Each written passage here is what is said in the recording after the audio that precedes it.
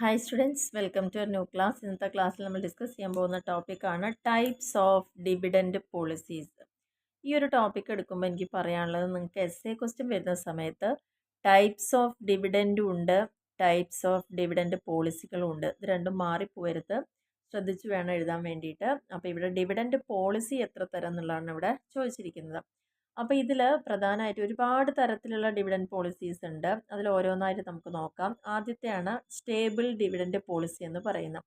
ഈ stable of dividend എന്ന് പറഞ്ഞാൽ എന്താണ്? ഡിവിഡൻഡ് കൊടുക്കുന്നതിൽ സ്ഥിരത ഉള്ളത്, അതായത് കൺസിസ്റ്റൻ്റ് ആയിട്ട് ഒരേപോലെ തന്നെ എല്ലാ കാലത്തും ഡിവിഡൻഡ് കൊടുക്കാൻ പറ്റുക. ആ കൺസിസ്റ്റൻസിനെയാണ് സ്റ്റെബിലിറ്റി കൊണ്ട് ഉദ്ദേശിക്കുന്നത്.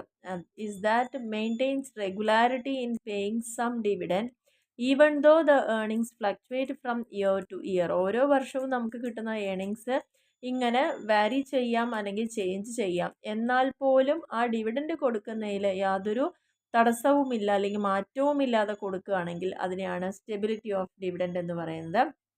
Stable dividend means payment of certain minimum amount of dividend regularly. അതായത് എന്തൊക്കെ ഉയർച്ചയും താഴ്ചയും വന്നാൽ പോലും നമ്മൾ കൊടുക്കുന്ന ഒരു മിനിമം എമൗണ്ട് എങ്കിലും അവിടെ എല്ലാ കാലത്തും കൊടുത്തു പോവുക എന്നുള്ളതാണ് പറയുന്നത്. അപ്പോൾ ഈ ഒരു സ്റ്റേബിൾ ഡിവിഡൻഡ് പോളിസിക്ക് തന്നെ 3 തരത്തിൽ പറയുന്നുണ്ട്. അതിൽ ഫസ്റ്റ് വണ്ണാണ് കോൺസ്റ്റന്റ് ഡിവിഡൻഡ് പെർ ഷെയർ എന്ന് പറയുന്നത്. അപ്പോൾ this is the policy of paying a fixed amount of dividend per share every year irrespective of the fluctuations in the earnings. ഏർണിങ്സിൽ ഫ്ലക്ച്വേഷൻസ് ഉണ്ടെങ്കിൽ പോലും എല്ലാ വർഷവും ഒരു ഷെയറിൻ്റെ മുകളിൽ കൊടുക്കുന്ന ഡിവിഡൻഡ് ഫിക്സഡ് ആയിട്ട് തന്നെ മുന്നോട്ട് പോവുകയാണെങ്കിൽ അതിനെയാണ് എന്ത് പറയുന്നത്? കോൺസ്റ്റന്റ് ഡിവിഡൻഡ് പെർ ഷെയർ എന്ന് പറയുന്നത്. This does not mean that the dividend per share will never be increased. ഇനി എല്ലാ പ്രാവശ്യവും ഫിക്സഡായി കൊടുക്കുന്നു എന്നതിൻ്റെ അർത്ഥം അതൊരിക്കലും കൂട്ടിക്കൊടുക്കില്ല എന്നില്ല. എപ്പോഴാണോ കമ്പനി ഏറ്റവും നല്ല രീതിയിൽ ഏർണിങ്സ് ഫ്യൂച്ചറിൽ ഉണ്ടാക്കുന്നത് ആ സമയത്ത് ഡിവിഡൻഡ് കൂട്ടിക്കൊടുക്കും എന്നുള്ളതാണ് പറയുന്നത്. അതായത് നമ്മളൊരു ഷെയർ പർച്ചേസ് ചെയ്യുമ്പോൾ ഒരു ഷെയറിൻ്റെ മുകളിൽ നമുക്ക് 5 രൂപയാണ് അവർ തരാമെന്ന് പറയുന്നുണ്ടെങ്കിൽ ആ 5 രൂപ എല്ലാ കാലത്തും നമുക്ക് കിട്ടും. പക്ഷേ കമ്പനിക്ക് നല്ലൊരു ലാഭം ഉണ്ടാകുമ്പോൾ ആ 5 എന്നുള്ളത് എന്താ, അത് 10ഓ 50ഓ ഒക്കെ ആവാമെന്നുള്ളതാണ് പറയുന്നത്. പക്ഷേ 5-ൽ ഒരിക്കലും അത് കുറയില്ല എന്നുള്ളതാണ്. അതായത് ടൈറ്റ് ആയിട്ടുള്ളൊരു സമയത്തൂടെ പോകുമ്പോൾ പോലും 5-ൽ കുറയില്ല. അപ്പോൾ 5 മിനിമമാണ്, ആ മിനിമം എന്നും അവർക്ക് കിട്ടുമെന്നുള്ളതാണ് പറയുന്നത്. This policies is to follow when earnings are stable. ഇങ്ങനെ ഒരു പോളിസി നമുക്ക് വളരെ സ്റ്റേബിൾ ആണെങ്കിൽ മുന്നോട്ട് കൊണ്ടുപോകാൻ പറ്റുന്നതാണ്. കാരണം ഏർണിങ്സ് വല്ലാതെ ഫ്ലക്ച്വേറ്റ് ചെയ്യുന്ന ഒരു കമ്പനി ആണെങ്കിൽ company can follow this policy by maintaining dividend equalisation fund in surplus years. അതായത് നമുക്ക് അധിക ലാഭം കിട്ടുന്ന സമയത്ത് ഒരു ഡിവിഡൻഡ് ഇക്വലൈസേഷൻ ഫണ്ട് എന്ന് പറഞ്ഞൊരു ഫണ്ട് നമ്മൾ മെയിൻറ്റെയിൻ ചെയ്തിട്ടുണ്ടെങ്കിൽ കമ്പനിക്ക് ഈ ഒരു പോളിസി ഫോളോ ചെയ്ത് പോവാവുന്നതാണ് എന്നുള്ളതാണ് പറയുന്നത്. ഇനി അതിൽ തന്നെ രണ്ടാമത്തെ മെയിൻ പോയിന്റ് ആണ് കോൺസ്റ്റന്റ് പെർസെൻറ്റേജ് ഓഫ് ഏർണിങ്സ്. ഇവിടെ കോൺസ്റ്റന്റ് പെർസെൻറ്റേജ് ആണ് വരുന്നത്. This policy of paying a fixed percentage of net profit as dividend every year. എല്ലാ വർഷവും ഒരു നിശ്ചിത ശതമാനം പ്രോഫിറ്റിൽ നിന്ന് ഡിവിഡൻഡ് ആയിട്ട് നമ്മൾ കൊടുക്കുക. This is the policy of constant pay out ratio. ഇതിനെയാണ് കോൺസ്റ്റന്റ് പേ ഔട്ട് റേഷ്യോ എന്ന് പറയുന്നത്. Suppose A company adopts 30% pay out ratio and 30% of earnings will be distributed as dividend. അപ്പോൾ ഏതെങ്കിലും ഒരു കമ്പനി ഒരു 30% പേ ഔട്ട് റേഷ്യോ അഡോപ്റ്റ് ചെയ്തിരിക്കുന്നത് വെക്കുക. അതിൻ്റെ അടുത്ത് എന്താണ്? എല്ലാ പ്രാവശ്യവും കമ്പനി കിട്ടുന്ന മൊത്തം പ്രോഫിറ്റിൽ 30% ഡിവിഡൻഡ് ആയിട്ടും 70% റിസർവ് ആയിട്ടും മാറ്റി വയ്ക്കുന്നു എന്നുള്ളതാണ് പറയുന്നത്. ഇനി നഷ്ടം വരുന്ന സമയത്ത് അവിടെ എന്ത് കൊടുക്കുകയുമില്ല, ഡിവിഡൻഡ് കൊടുക്കുകയുമില്ല. ഇതിനെയാണ് കോൺസ്റ്റന്റ് പെർസെൻറ്റേജ് ഓഫ് ഏർണിങ്സ് എന്ന് പറയുന്ന മെത്തേഡിൽ പറയുന്നത്. ഇനി മൂന്നാമത്തെ ടൈപ്പാണ് constant dividend per share plus extra dividend. അപ്പോൾ കോൺസ്റ്റന്റ് ആയിട്ടുള്ളൊരു ഡിവിഡൻഡ് ആദ്യം നമ്മൾ പറഞ്ഞ പോയിന്റ് ഇതായിരുന്നു. കോൺസ്റ്റന്റ് ഡിവിഡൻഡ് കൊടുക്കുകയും ചെയ്യും, ഒപ്പം തന്നെ എക്സ്ട്രാ ഡിവിഡൻഡ് കൂടി കൊടുക്കുക. അതായത് നല്ല രീതിയിൽ പ്രോഫിറ്റ് ഏൺ ചെയ്യുന്ന ഒരു സമയത്ത് കൊടുക്കേണ്ട തുക കൊടുക്കുകയും ചെയ്യും, ഒപ്പം തന്നെ ഒരു എക്സ്ട്രാ ഡിവിഡൻഡ് അവിടെ കൊടുക്കുകയും ചെയ്യുക. ഇതാണ് ആദ്യത്തെ കേസിലത്തെ നമ്മൾ പറഞ്ഞ സ്റ്റേബിൾ ഡിവിഡൻഡ് പോളിസിയുടെ 3 ടൈപ്സ് എന്ന് പറയുന്നത്. ഇനി ഈ ഒരു ഡിവിഡൻഡ് പോളിസിയുടെ അഡ്വാൻറ്റേജ് എന്തൊക്കെയാണെന്നുള്ളതാണ് നോക്കേണ്ടത്. ആദ്യത്തെ പോയിന്റ് പറയുന്നത്, ഇങ്ങനെ നല്ല രീതിയിൽ എപ്പോഴും നമുക്ക് ഡിവിഡൻഡ് കിട്ടുമെങ്കിൽ തീർച്ചയായിട്ടും ഷെയർ ഹോൾഡേഴ്സിൻ്റെ കോൺഫിഡൻസ് അവിടെ കൂടും. കുറച്ചും കൂടി ഇൻകം കോൺഷ്യസ് ആയിട്ടുള്ള ഇൻവെസ്റ്റേഴ്സ് ആണെന്ന് വെച്ചാൽ അവരെ പോലുള്ളവരെയൊക്കെ ഈ ഒരു പോളിസി പെട്ടെന്ന് അട്രാക്ട് ചെയ്യും. ആൻഡ് ഇൻസ്റ്റിറ്റ്യൂഷണൽ ഇൻവെസ്റ്റേഴ്സിനെയൊക്കെ കൂടുതൽ ഇവിടെ വന്ന് ഇൻസ്റ്റിറ്റ്യൂഷൻസ് ഇൻവെസ്റ്റ് ചെയ്യാനൊക്കെ റെഡി ആവും. And it stabilises the market value of shares. അതുകൊണ്ട് തന്നെ എപ്പോഴും ഇവരുടെ കമ്പനിയുടെ ഷെയറിൻ്റെ വാല്യൂ സ്റ്റെബിലൈസ് ചെയ്ത് പോകാൻ പറ്റും. And it helps in giving regular income to the share holders. ആരാണോ ഇത് പർച്ചേസ് ചെയ്യുന്നത് അവർക്ക് ഒരു സ്ഥിരമായ വരുമാനത്തെ ഉണ്ടാക്കി കൊടുക്കുന്നു എന്നുള്ളതാണ് പറയുന്നത്.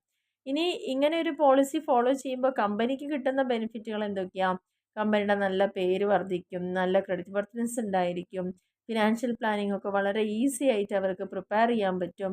അതേപോലെ കമ്പനിയുടെ നോർമൽ ഓപ്പറേഷൻസ് ഒക്കെ എപ്പോഴും തുടർന്നു കൊണ്ടുപോകാൻ സാധിക്കും. ഇതൊക്കെയാണ് കമ്പനിക്കുള്ള ഗുണങ്ങളെന്ന് പറയുന്നത്. ഇനി ഈ ഒരു ഡിവിഡൻഡ് പോളിസി നമ്മൾ അഡോപ്റ്റ് ചെയ്യുകയാണെങ്കിലുള്ള ബുദ്ധിമുട്ടുകൾ എന്തൊക്കെയാണ്? ബുദ്ധിമുട്ടുകൾ എന്ന് പറയുമ്പം ഫസ്റ്റ് പറയുന്നത്, ഒരിക്കലും കമ്പനി ഇങ്ങനെ ഒരു ഡിവിഡൻഡ് പോളിസി ഫോളോ ചെയ്യുകയാണെങ്കിൽ പിന്നെ ഇടയ്ക്കിടയ്ക്ക് അത് ചേഞ്ച് ചെയ്യാൻ പറ്റില്ല എന്നതാണ് ഒരു ബുദ്ധിമുട്ട് പറയുന്നത്. ഇനി if the company cannot pay stable dividend in 1 year, ഒരു വർഷം കമ്പനിക്ക് സ്റ്റേബിളായ ഡിവിഡൻഡ് കൊടുക്കാൻ സാധിച്ചില്ല എന്ന് വിചാരിക്കാം. Investor may lose the confidence in the company. അങ്ങനെ വരുമ്പോൾ അവിടെ ഇൻവെസ്റ്റ് ചെയ്ത ആൾക്ക് ആ ഒരു വിശ്വാസം അവിടെ നഷ്ടപ്പെടുന്നു.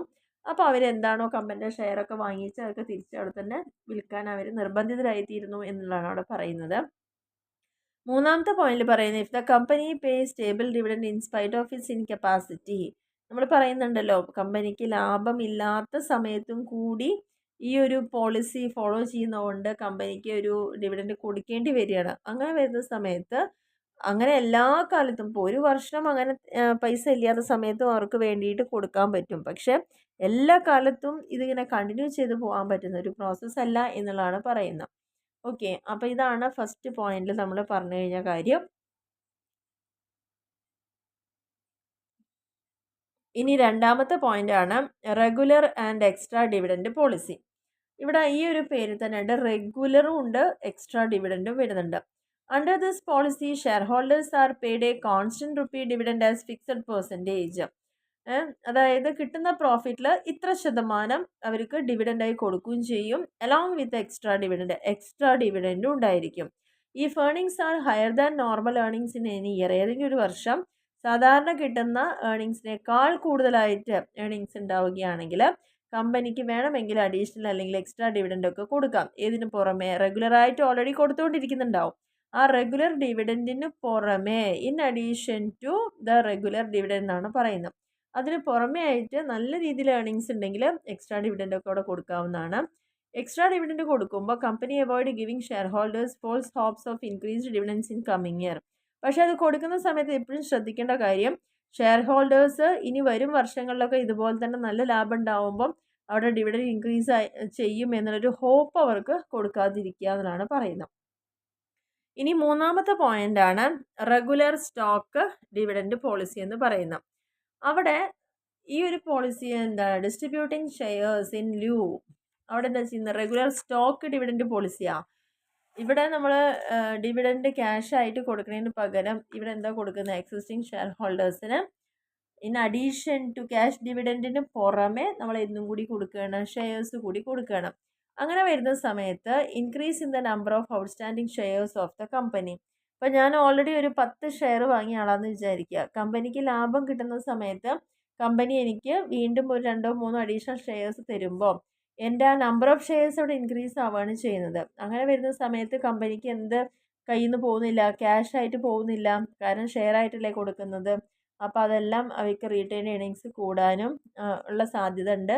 പിന്നെ ക്യാഷ് ആയിട്ട് കൊടുക്കാൻ പറ്റാതിരിക്കുന്ന സമയത്തും അവർക്കിത് യൂട്ടിലൈസ് ചെയ്യാം.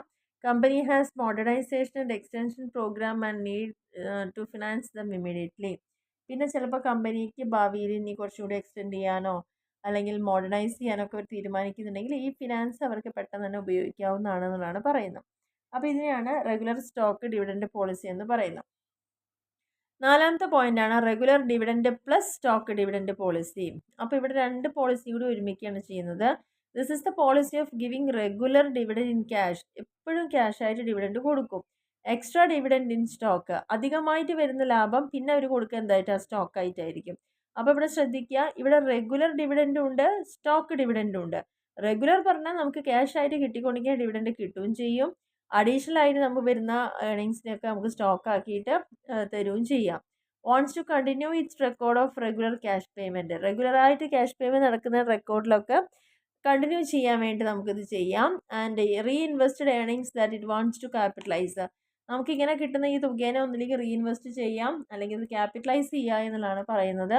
Wants to give share holders a share in additional earnings. അതുകൊണ്ട് തന്നെ കമ്പനിയുടെ അഡീഷണൽ ഏർണിങ്സിലും കൂടി ഒരു ഷെയർ നമുക്ക് കിട്ടാനുള്ള സാധ്യത ഉണ്ട്. But cannot afford to pay in cash. പക്ഷെ അത് ഒരിക്കലും ക്യാഷ് ആയിട്ട് അവർ പേയ്മെൻറ്റ് ചെയ്യാൻ അവർക്ക് അഫോർഡബിൾ ആവില്ല എന്നതാണ് പറയുന്നത്.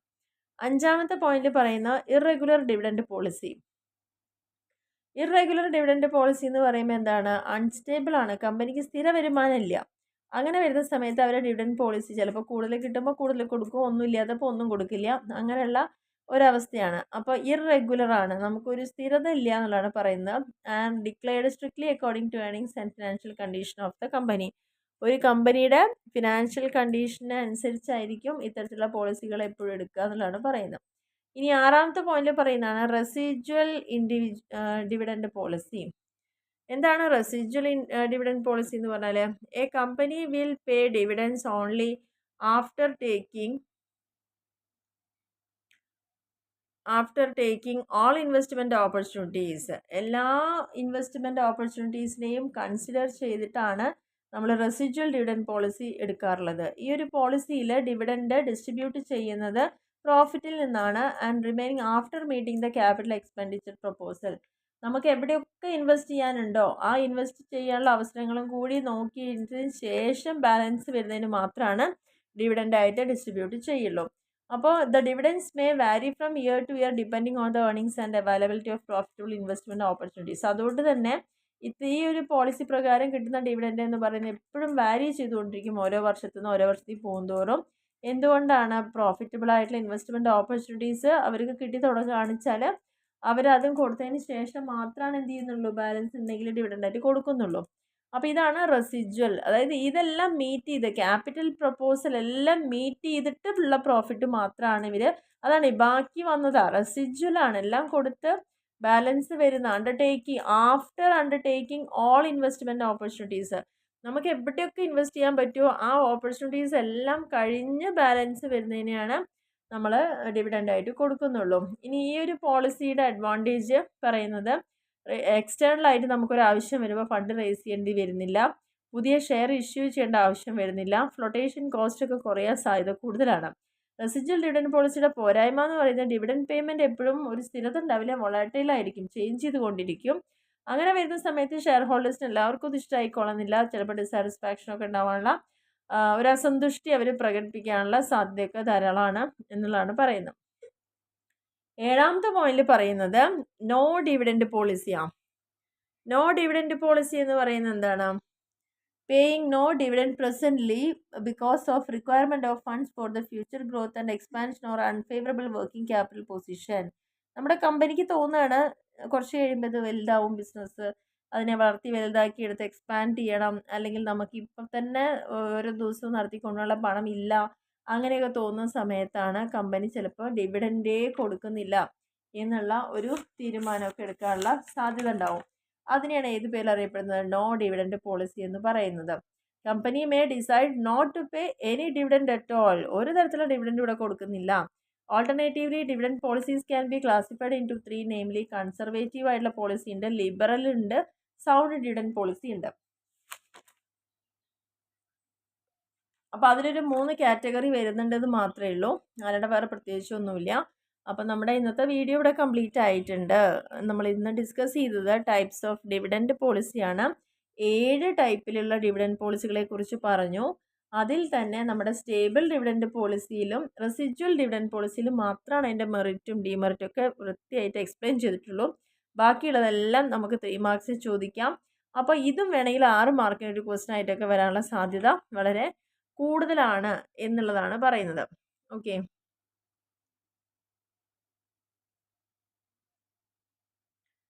അപ്പോൾ ഇത്രയും കാര്യങ്ങളാണ് ഇന്നത്തെ വീഡിയോയിൽ ഡിസ്കസ് ചെയ്തത്. അപ്പോൾ ഈ വീഡിയോ കൃത്യമായി നിങ്ങൾക്ക് മനസ്സിലായിട്ടുണ്ടാവുമെന്ന് വിചാരിക്കുന്നു. തിയറി പോർഷനാണ്, വളരെ വളരെ ഇമ്പോർട്ടൻ്റ് ആണ്. ഈ ഭാഗത്തും നമുക്ക് എക്സ്പെക്റ്റ് ചെയ്യാവുന്നത് 3 മാർക്കിന് എക്സ്പെക്റ്റ് ചെയ്യാം, അതേപോലെ തന്നെ 6 മാർക്കിന് എക്സ്പെക്റ്റ് ചെയ്യാവുന്ന പോയിൻറ്റ്സുകളൊക്കെയാണ് ഇവിടെ വന്നിരിക്കുന്നത്. കൃത്യമായിട്ട് നിങ്ങൾക്ക് വീഡിയോ കണ്ട് മനസ്സിലായി ഇഷ്ടപ്പെടുകയാണെങ്കിൽ ലൈക്ക് ചെയ്യാനും ഷെയർ ചെയ്യാനും കമൻറ്റ് ചെയ്യാനും ഒന്നും മറക്കരുത്. ഫ്രണ്ട്സിലേക്കൊക്കെ ഷെയർ ചെയ്ത് കൊടുക്കുക, കമൻറ്റ് ചെയ്യുക, കണ്ടു കഴിഞ്ഞാൽ ലൈക്ക് ചെയ്യുക. ഇഷ്ടപ്പെട്ടിട്ടുണ്ടെങ്കിൽ തീർച്ചയായിട്ടും സബ്സ്ക്രൈബ് ചെയ്യാതെ കാണുന്ന ആളുകളുണ്ടെങ്കിൽ തീർച്ചയായിട്ടും ഒന്ന് സബ്സ്ക്രൈബ് ചെയ്യുക, സപ്പോർട്ട് ചെയ്യുക. Okay, thank